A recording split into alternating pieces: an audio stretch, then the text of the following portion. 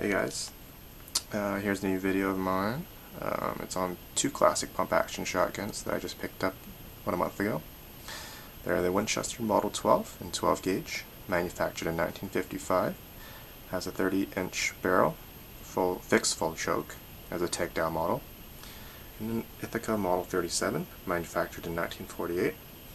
That is a standard field model with a 30-inch fixed full choke barrel. Magazine capacity for the Winchester is 5+1, and Ithaca is 4+1. Both are single action bar pump shotguns. All parts are forged, machined, hand fitted, and they all lock up with locking recesses in the receiver, rather than modern day pump shotguns which lock up in the barrel extension, which make them cheaper to manufacture. Both of them are takedown models.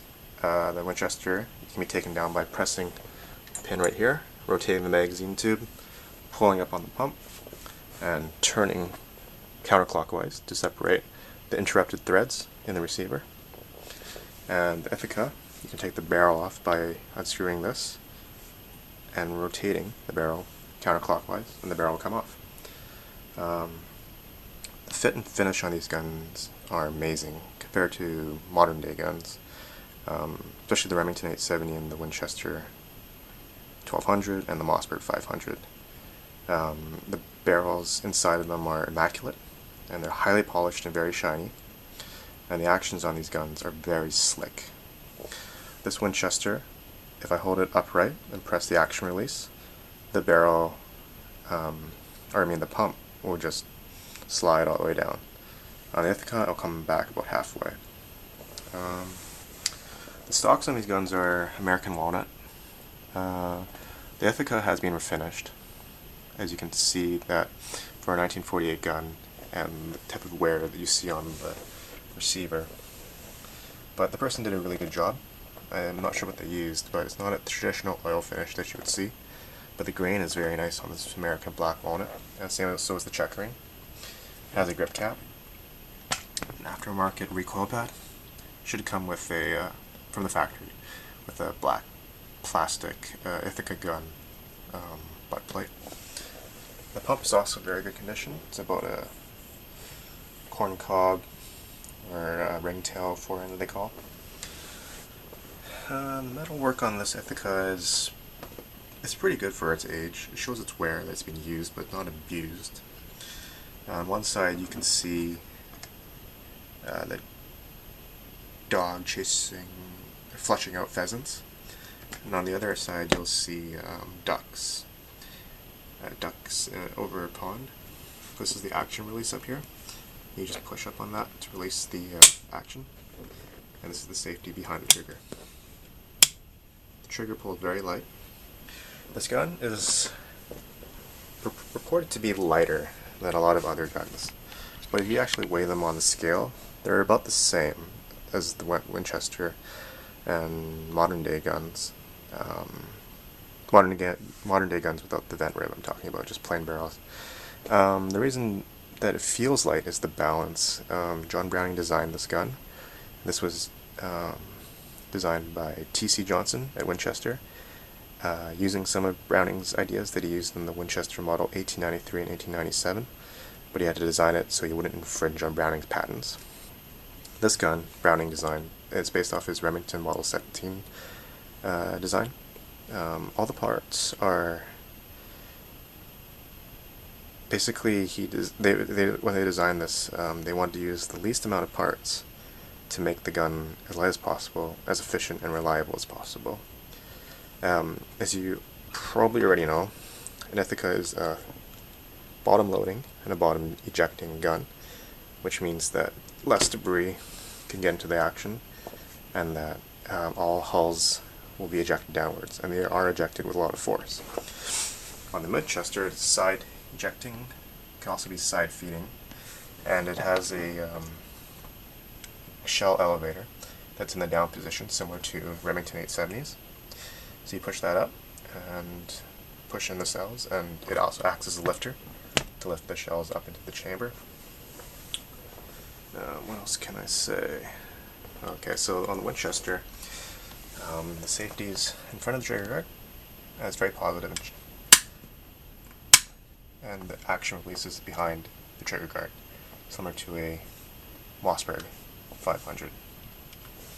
And that is probably the best combination in terms of control ergonomics. So I have tried to tear down these guns into their full detail strip, but it's not recommended because they're all hand-fitted parts, so you usually want to take them apart maybe after every 1,000, 2,000 rounds. But you can usually just clean it by spraying some cleaner in there and taking a brush and trying to get everything taken out. Most of the time you just have to clean the barrels. Yeah, so just recently, when I got this Winchester, the stock was very chewed up, as you can see here. I didn't want to really destroy the character marks that it's gained over the past 60 years. So I just took some BLO, boiled linseed oil, and I've learned to get that red Winchester hue by mixing the boiled linseed oil with 2 tablespoons of alkanet root. Let it sit for a few days to become really red and brilliant, and then you just put it on just like you would BLO. And I wet sanded with 660 grit sandpaper and just slowly just kind of worked it in. So it kind of helped even the finish, but also maintained all the character marks without covering them all up. So alkanet root helps pop the grain in the walnut and also give it that kind of red Winchester hue that is desirable. So you can see the grain definitely kind of popping out there. And it's pretty easy to do. Same with the pump.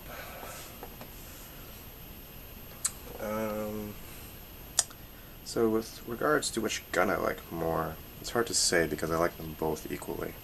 They're such different animals. The Winchester Model 12 is very solid. When you hold it up, it's a solid piece of steel. Hand-fitted American classic pump-action shotgun, proven in combat, proven in the duck blind, proven in the clay fields. He was shot by Herb Parsons. I wouldn't want to hunt this gun all day for upland hunting, so I would say it's a better gun for shooting on the clay fields, and duck hunting, although you would have to use heavy shot or some sort of non-toxic shot because the choke is full and not steel-proofed. But back in the day when lead was allowed, I think this was the ultimate duck gun. And for the Ithaca, it's the same weight as the Winchester Model 12, but when you pick it up, it balances so well right about here. And also the stock profile near the grip, it's much thinner, so you can see it here, and then compared to Winchester, it's much thicker. So this is a very nimble handling shotgun.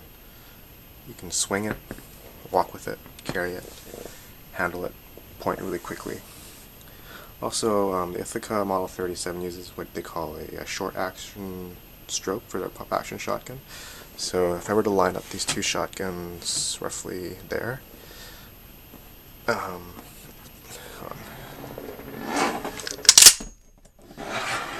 that ping when it locks up. Anyways, you line up the two shotguns roughly this. The Winchester Model 12 has a slightly longer pump stroke as opposed to Ithaca. And Ithaca also is definitely the more smoother shotgun. Even though when I press the action release on the Winchester Model 12 and hold it upright, it slides down by itself. The Ithaca Model 37 almost pumps itself.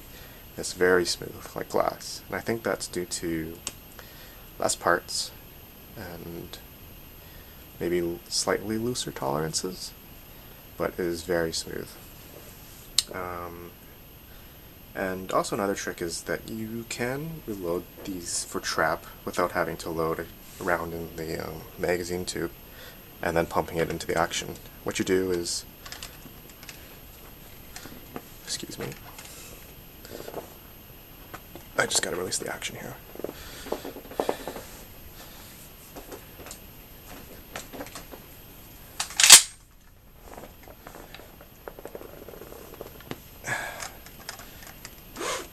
when you've pumped it back, the shell elevator will come out.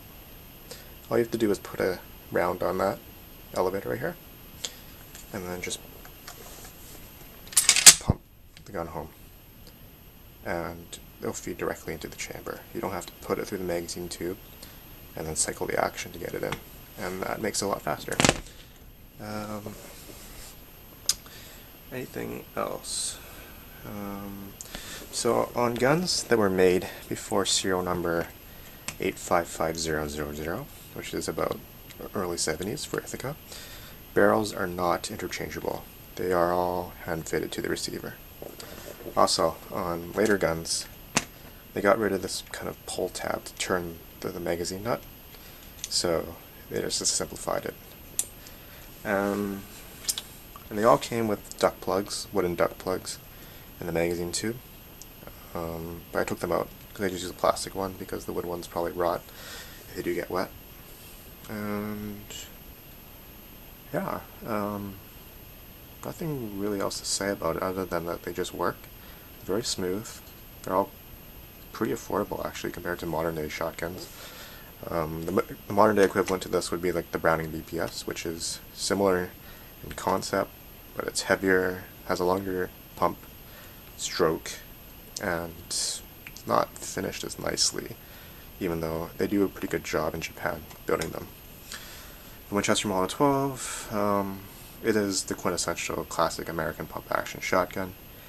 Both of these guns have served in police cruisers, police department arsenals, and in World War I, World War I for this gun. This one came out for World War II.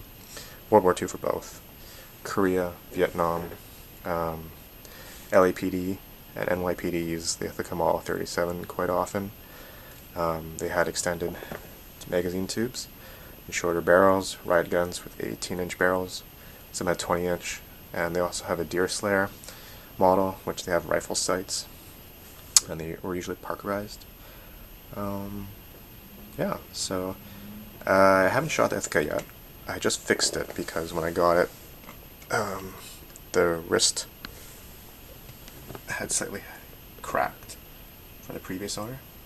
So I talked to a gunsmith and he recommended that you check that the stock bolt is tightened down every year because they do work themselves loose. So I just took some epoxy, some JB weld, stuck it in there and clamped it for a day, and it seems to have fixed itself. So just make sure you guys tighten your stocks down. There was a repaired crack up here actually that I noticed when I took it off, but the previous owner did a really good job. You can see the crack line here, but it looks like part of the grain. And yeah, so if you have any questions or comments about these two old shotguns, just leave a message below or private message me and I'll try to help you, or hopefully you can teach me something about them. Alright, this is Canadian Gun Nut signing off. Hope you enjoyed this little spiel about these two guns. Thanks. Bye.